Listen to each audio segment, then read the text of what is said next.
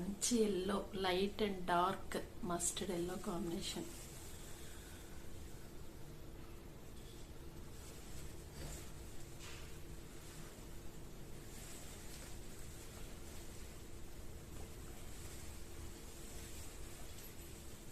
ఇది పళ్ళు అన్నమాట.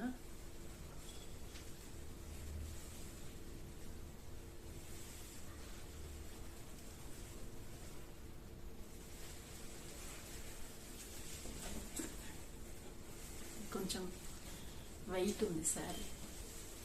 కలర్ చూడండి ఎంత రిఫ్లెక్షన్ కొడుతుంది.